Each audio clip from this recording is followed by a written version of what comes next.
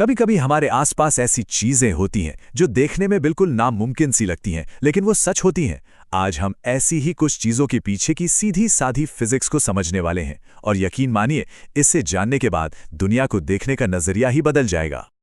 अब देखिए, ये तीनों सवाल सुनने में कितने अलग अलग हैं, है ना? कहाँ एक विशाल पत्थर, कहाँ एक रस्सी पर चलता कलाबाज और कहाँ एक 850 साल पुरानी इमारत। पर मजे की बात यह है कि इन सब के पीछे, इन सभी इम्पॉसिबल लगने वाले करतबों के पीछे फिजिक्स का सिर्फ एक बहुत ही सिंपल सा सीक्रेट छिपा हुआ है, और आज हम उसी सीक्रेट को अनकवर करेंगे।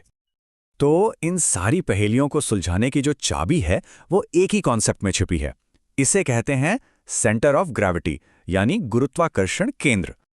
अच्छा, इसको ऐसे समझते हैं, हर चीज का ना एक स्वीट स्पॉट होता है, एक ऐसा जादुई पॉइंट जहां हम मान सकते हैं कि उसका सारा का सारा वजन एक ही जगह पर कॉन्सेंट्रेटेड है। अगर आपने बस उस एक पॉइंट को सहारा दे दिया तो पूरी की पूरी चीज जादू की तरह एकदम परफेक्टली बैलेंस हो जाएगी। सोचिए, जब हम उंगली पर पेन या कोई किताब टिकाने की कोशिश करते हैं तो असल में हम अनजाने में उसी मैजिकल पॉइंट को तो ढूंढ रहे होते हैं।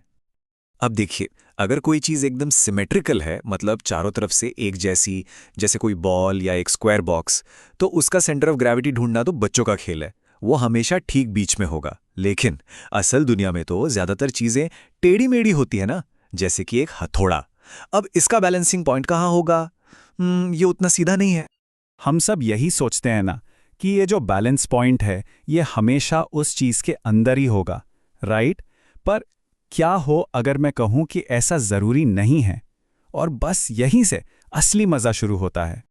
तो चलो, ग्रेविटी के इस छुपे हुए राज को एक बहुत ही सिंपल लेकिन एकदम दिमाग घुमा देने वाले एक्सपेरिमेंट से समझते हैं। ये एक ऐसा एक्सपेरिमेंट है जिसे कोई भी घर पे ट्राई कर सकता है। आपको चाहिए बस 2 फोर्क या कांटे, उन्हें आपस में ऐसे फंसाइए और फिर एक ग्लास के किनारे पर बैलेंस करने की कोशिश कीजिए। पहली बार में तो लगेगा, अरे ये तो इम्पॉसिबल है, ये तो गिर जाएंगे, है ना? चलिए देखते हैं फिजिक्स का क्या कहना है।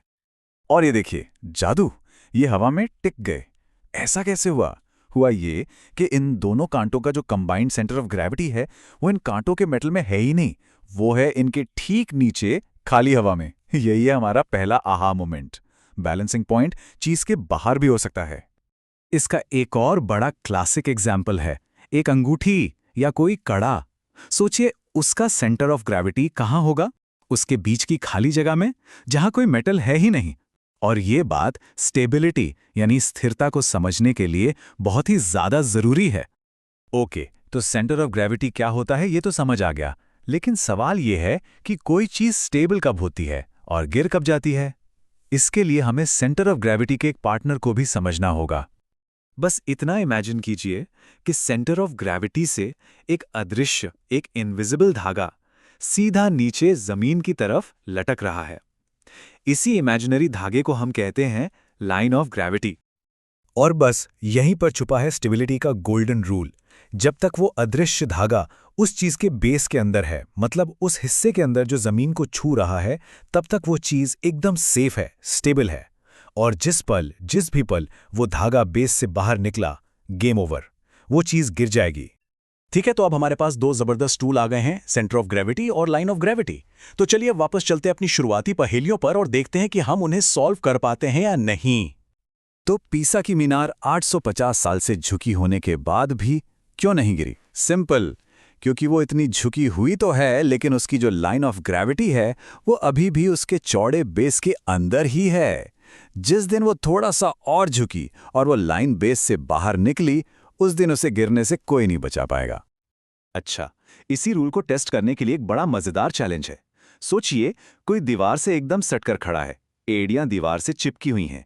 अब अगर उसके सामने जमीन पर कुछ पैसे रखकर कहा जाए कि इन्हें उठाओ, लेकिन शर्त यह है कि पैर अपनी जगह से बिल्कुल नहीं हिलने चाहिए, क्या वो ऐसा कर पाएगा? जवाब है बिल्कुल नहीं, ये इम्पॉसिबल है। क्यों? क्योंकि जब हम नॉर्मली झुकते हैं तो हम अपने हिप्स को थोड़ा पीछे ले जाकर खुद को बैलेंस करते हैं, लेकिन दीवार से चिपककर खड़े होने पर हम ऐसा कर ही नहीं सकते। तो जैसे ही कोई आगे झुकने की कोशिश करेगा, उसकी लाइन ऑफ ग्रेविटी उसके पैरों के बेस से आगे निकल जाएगी और वो धड़ाम से गिर पड़ेगा। तो ठीक है, अब हमें ये तो पता चल गया कि स्टेबिलिटी काम कैसे करती है, पर सवाल ये है कि क्या हम इन नियमों का इस्तेमाल करके किसी चीज को जानबूझकर और ज्यादा स्टेबल बना सकते हैं? जवाब है हाँ, बिल्कुल। हम ग्रेविटी को हैक कर सकते हैं। और इस हैकिंग का सबसे बड़ा सीक्रेट ये है, किसी भी चीज का सेंटर ऑफ ग्रेविटी जितना नीचे होगा, वो चीज उतनी ही ज्यादा रॉक सॉलिड स्टेबल होगी। कभी सोचा है रेसिंग कारें जमीन से इतनी चिपकी हुई क्यों बनाई जाती हैं? एग्जैक्टली इसी वजह से। इस कमाल के एग्जाम्पल को देखिए। एक अकेली रिंग रस्सी पर 1 सेकंड के लिए भी नहीं टिकेगी, राइट? उसका सेंटर ऑफ ग्रेविटी रस्सी के ऊपर है। लेकिन जैसे ही हम इसमें एक रॉड जोड़कर उसे नीचे की तरफ मोड़ देते हैं, इस पूरे नए सिस्टम का जो कंबाइंड सेंटर ऑफ ग्रेविटी है वो रस्सी के भी नीचे चला जाता है। और नतीजा, अब ये रिंग इतनी स्टेबल है कि इसे हिलाना भी मुश्किल है। और बस यही मिलता है हमें हमारी पहली पहेली का जवाब। वो जो टाइट रोप वॉकर होता है, वो इतना लंबा पोल लेकर क्यों चलता है?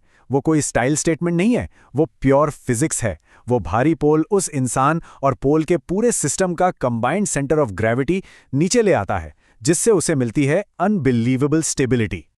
तो अब जब बैलेंस के ये सारे राज खुल चुके हैं, जरा अपने आसपास की दुनिया को एक बार फिर से देखिए। एक डबल डेकर बस का डिजाइन, बच्चों के वो खिलौने जो कभी गिरते नहीं, यहाँ तक कि हम खुद कैसे चलते और खड़े होते हैं, हर जगह आपको ये प्रिंसिपल्स काम करते हुए दिखेंगे। तो अब सवाल ये है कि अगली बार आप किस चीज को इस नई नजर से देखने वाले हैं?